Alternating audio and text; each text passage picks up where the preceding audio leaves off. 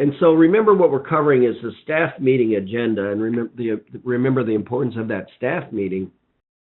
It is absolutely the single most important business function, and it does everything. It tells you, especially when you do the staff meeting right, it tells you everything. It tells you where you're going, where you're not going, if you're going off track. I mean, it keeps everybody in the same direction. It just does everything. So, and again, these were the staff meeting. These are the top 10 characteristics that we go into in the staff meeting.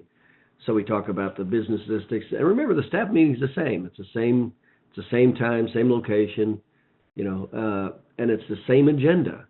And the reason for that is people get familiar. Staff members get familiar. They start to learn what they're responsible for to bring to the meeting, and it increases accountability, increases the functionality, and then eventually, when everybody knows what each of the topics that's going to be covered in the staff meeting, it gets to be very familiar, and then they know what they're supposed to bring to the staff meeting.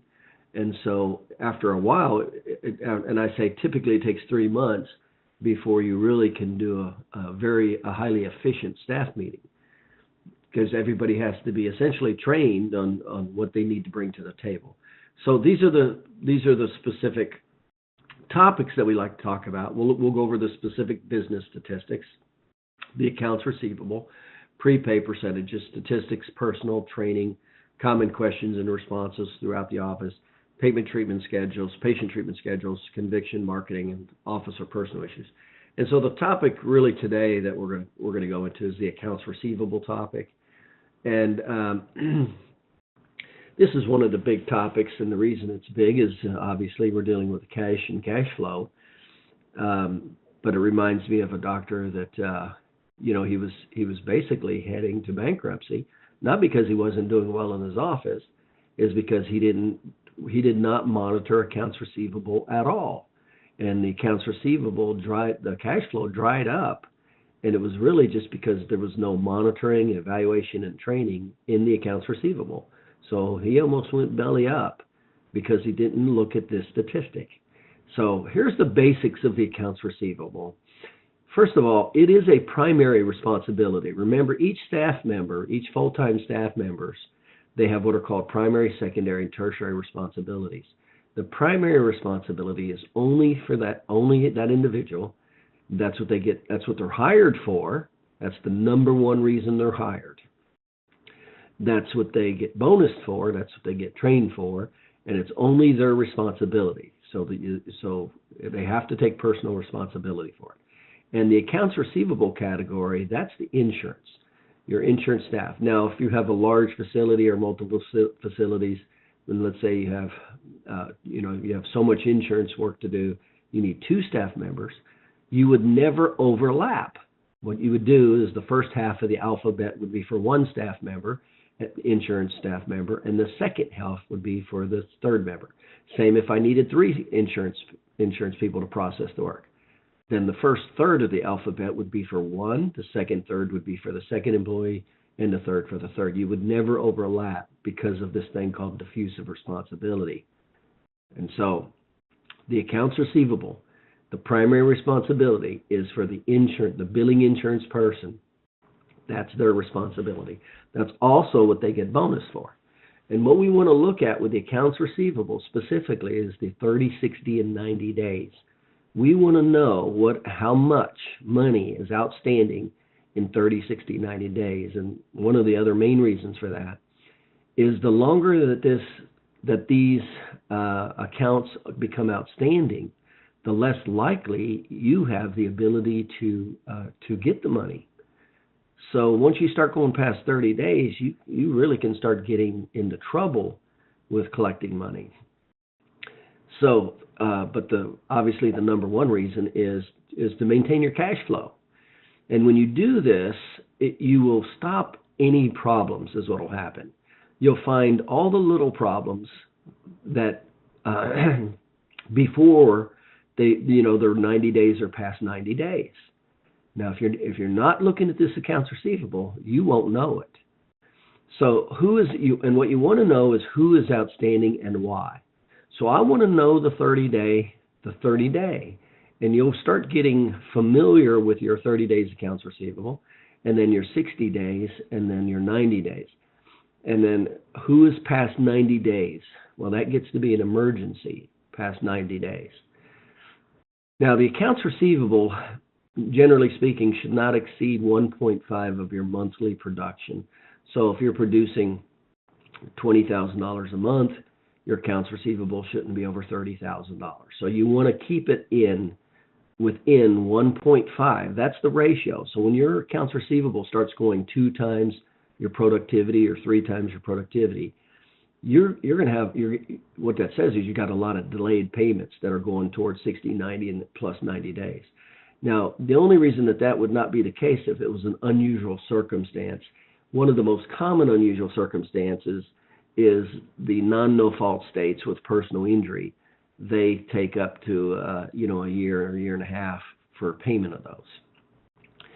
So, but we'll still monitor those. We're not going to let those just continue on also. We're going to make sure that, each one of them, where they're at and whether the steps that need to be done and the follow-up that needs to be done.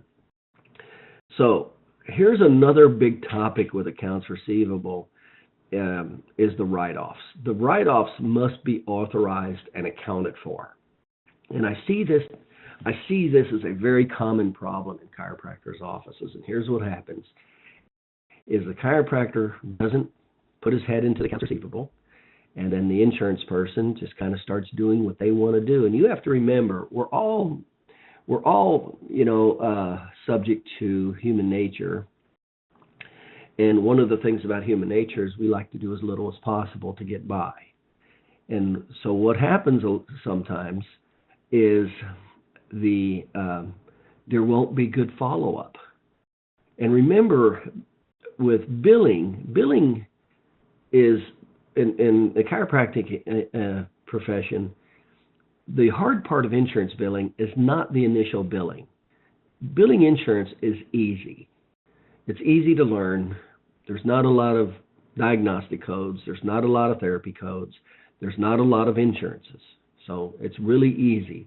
That is not the difficult part. The difficult part is when they don't pay, the follow-up. The follow-up is 80% of the time and energy of insurance billing.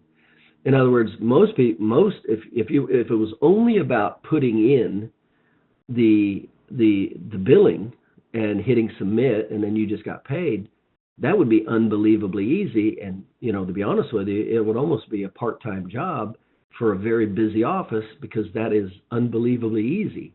But that's not what happens. A good percentage of these insurances won't pay, and so there has to be follow-up. And so what happens is a lot of times the insurance staff won't follow up, whether it's they're lazy, whether they don't want to, whether they forget, whether they haven't been trained, whatever. But it is very common that there's not good follow-up after the initial billing, and that gets to be a lot of money. And I can't tell you how many doctors I've seen lose a lot of money because there's no follow-up or very bad follow-up, and then 1, 2, 3 years down the road or 4 years down the road, that staff member leaves, and then the next one comes in, and then they find a complete mess in the accounts receivable. And all this money that was billed that wasn't paid, but could have easily have been paid if there was just some simple follow-up. So it's the follow-up that is unbelievably important. And that's why in my office that the insurance person, and I suggest that the insurance person is not allowed to write off. They're not allowed to write off anything. It has to be authorized by me, by the doctor. So they have to come to the table with the staff meeting and say, here's what I'm looking to write off, and here's why. So they got to give me a reason why. In other words, you billed X amount, the UCR was this amount, and that's what they paid, and there's an outstanding balance. Well, that's a common reason to write it off. But you do not want to let staff members, insurance staff, just write off whatever they want. That's when it really gets to be a mess. So my recommendation is to never allow any staff member to write off anything. And what happens is they come to the staff meeting with what needs to be write off. Because you'll find out what is going into 60 and 90 days when you go, because I'm going to look at the 90-day accounts, and then I'm going to go into each individual account, and I'm going to ask a few questions. I'm going to go, was it billed? What was paid? What was not paid? Why wasn't it paid? And was there a follow-up?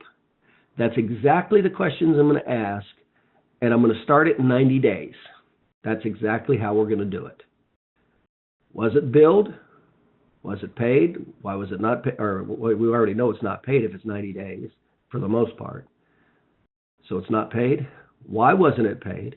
Did we follow up? And what did we need? What did they need? What's missing and why this was not paid? And I'm going to do that for each account, each patient account past 90 days. Now I'm going to do the same thing at 60 days.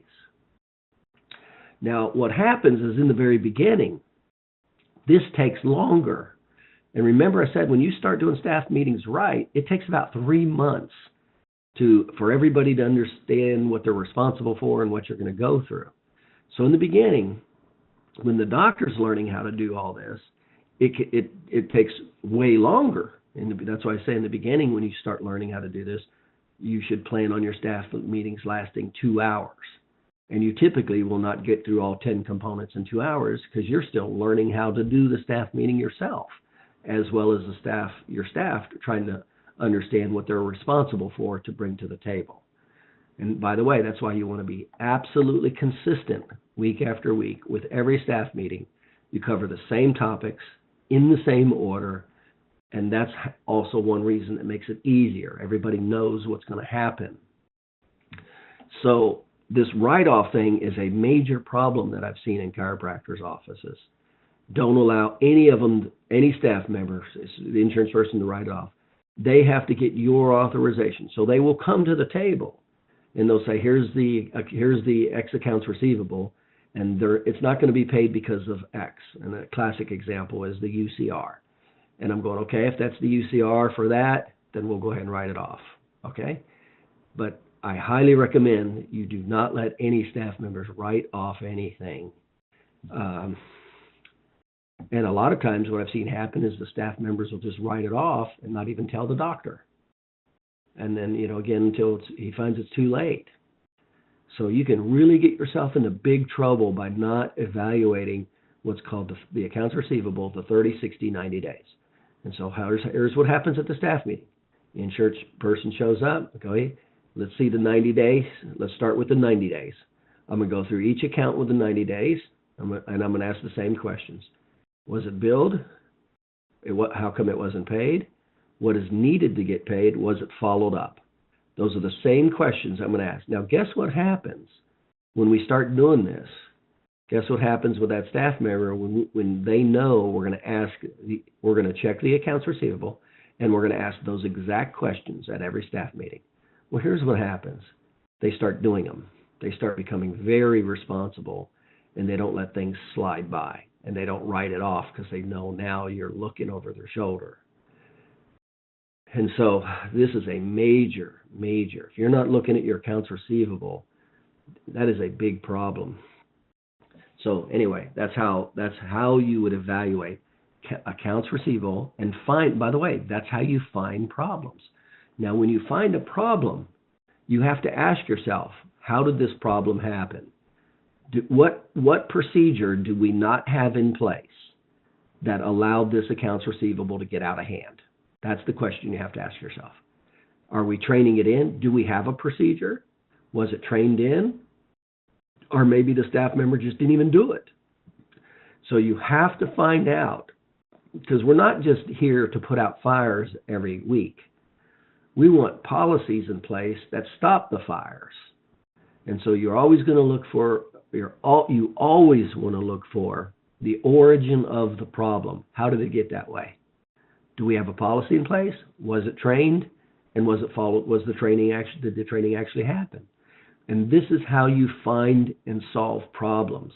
And you'll have less and less problems every time you do these staff meetings, and that's why I say about 6 months down the road, it's going to be unbelievable the few amount of problems that you have and how the responsibility of every staff member skyrockets, because now we're looking specifically at everybody's work. And by the way, that's the only way you can do it.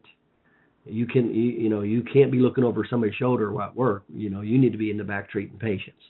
So the only time you can look over their shoulder is at the staff meeting when we evaluate statistics. That's it. That is your one chance to see what is going on. So having said that, and relative to the writing off, then there's this thing called an insurance tickler file. And so what happens is every patient has what's called an insurance tickler file. Now they have it just with the software. What was billed? And basically it's these questions. When was it billed? The follow-up on bills not paid.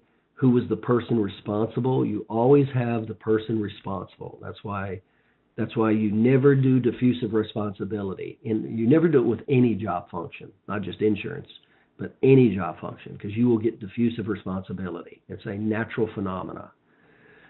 So it keeps people highly accountable. You want to know who's responsible, so they put in there. You want to know the date that they did anything. So if they made a phone call, they need to put the date they made the phone call, who did, they need to initial who did it, who did the action step, and then what was the result of the phone call, what was needed, or what action step was needed. And that's essentially the bottom line of a tickler file. Now it's typically in software. A lot of the billing softwares, you just pull it up, and it has a follow-up system. But this is how you find and maintain and minimize accounts receivable problems, especially, and like I said, when you go into your accounts receivable, you'll eliminate just an unbelievable amount of problems. You'll find problems. An example is when you follow a particular patient back into the accounts and you go, okay, well, how come they weren't paid? And you'll find out just all kinds of problems. Why that bill wasn't paid. And then you have to ask yourself, is this a procedure? Do I have something in place to stop this from happening again? Because you just don't want to be dealing with, all the problems every week over and over. That's what systems are about. That's what training is about. And you just keep minimizing and eliminating problems, and it helps with training. And it also will help identify weaknesses in training. You go, well, this isn't be done. Well, here's the policy. How come it's not be done? And I'm like, well, you have a staff member go, well, I didn't know I was supposed to do that. You see, that's how you find problems in that case. And we go, oh, okay, well, we need to train that in. So this is exactly how you maintain control of your accounts receivable.